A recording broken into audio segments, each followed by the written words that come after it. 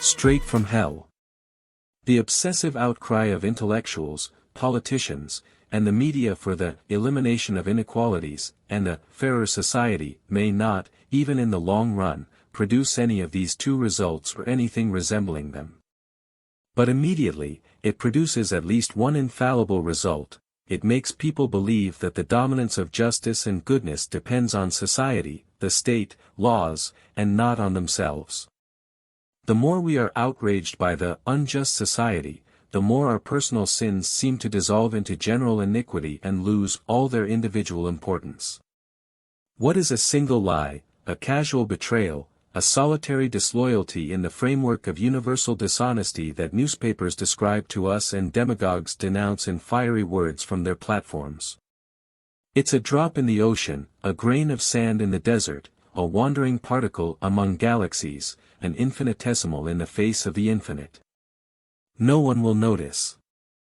Let us sin, then, with a clear conscience, and let us discourse against the world's evils.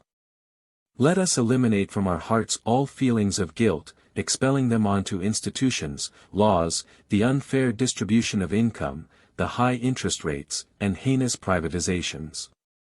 There is only one problem: if everyone thinks this way, evil multiplies by the number of words condemning it. And the more malicious each person becomes, the more indignation against the nameless evil in everyone's hearts inflames. One must be blind, foolish, or completely detached from reality not to notice that, in the history of recent centuries, especially in recent decades, the expansion of social ideals and revolt against the unjust society coincide with the lowering of individuals' moral standards and the consequent increase in the number of their crimes. And one must possess a monstrously prejudiced mindset to refuse to see the causal connection that links the moral resignation of individuals to an ethic that encourages them to unload their guilt onto an abstract universal entity, society. If such an obvious connection escapes examiners, and they get lost in evasive conjectures about 1,001 possible causes, it's for a very simple reason: the class promoting the ethics of personal irresponsibility and blaming generality is the same class tasked with examining society and reporting on what is happening. The inquiry is in the hands of the criminal. It is the intellectuals who, first, dissolve the sense of moral values, pit children against their parents, flatter individual wickedness, and turn every delinquent into a victim entitled to compensation from the wicked society, and then, contemplating the panorama of general delinquency resulting from the assimilation of new values, refuse to take responsibility for the effects of their words. Thus, they must resort to increasingly artificial subterfuges to maintain an appearance of impartial and scientifically reliable authorities.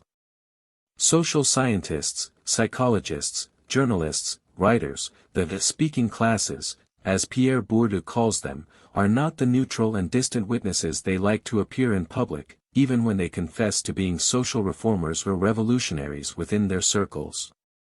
They are agents of social transformation, the most powerful and effective ones, the only ones with a direct impact on the imagination, feelings, and behavior of the masses.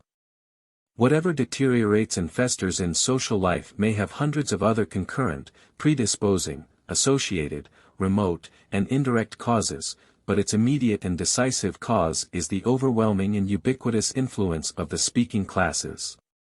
Weakening individuals' moral consciousness under the pretext of reforming society is to become the intellectual author of all crimes, and then, with doubled cynicism, erase all traces. The guilt of activist intellectuals and the degradation of social life, the dehumanization of personal relationships, and the production of rampant crime is, in its collective effect, boundless and incalculable. Perhaps it is because they have become so tainted that their accusations against society have that deep and terrifying resonance that gives them an appearance of credibility before an innocent audience. No one speaks more powerfully and authoritatively against the sinner than the demon who led them to sin.